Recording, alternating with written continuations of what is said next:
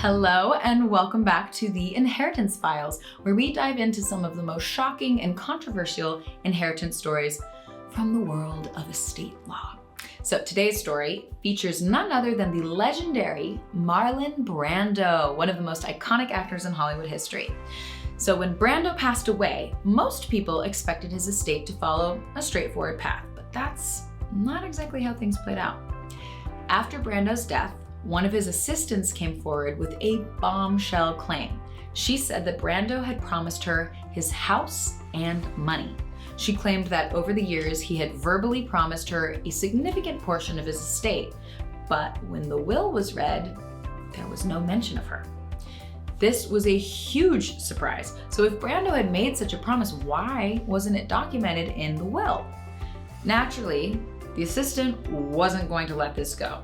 She sued Brando's estate for millions, arguing that Brando's oral promises to her should be honored.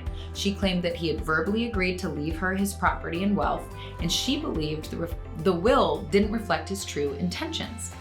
But here's where things get interesting. Despite her emotional testimony and the compelling nature of her claims, the court sided with the will. That's right, the will that didn't mention her at all.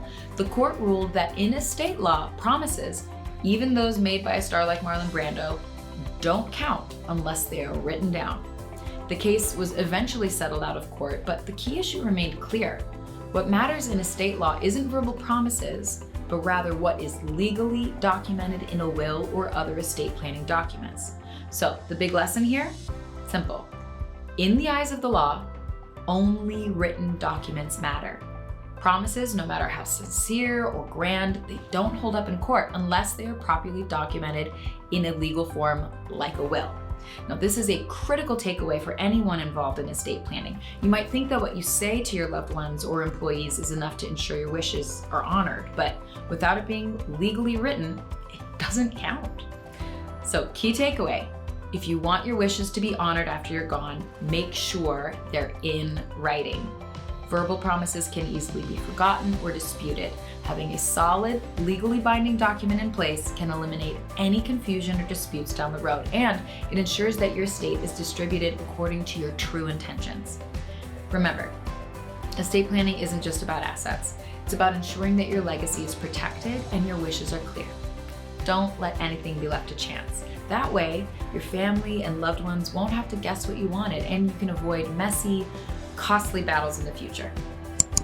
Thank you so much for tuning in for another episode of the Inheritance Files, and stay tuned for more incredible stories. And remember, estate planning is all about clarity. Make sure your wishes are written, documented, and legally binding. Thanks so much for watching our video. We hope you found it helpful and enjoyable. If you liked what you saw, please give us a thumbs up. Got any questions or thoughts? Drop a comment below. And if you know someone who could benefit from this video, don't hesitate to share it with them. For more awesome resources, check out the description below. Take care. We'll see you in the next video.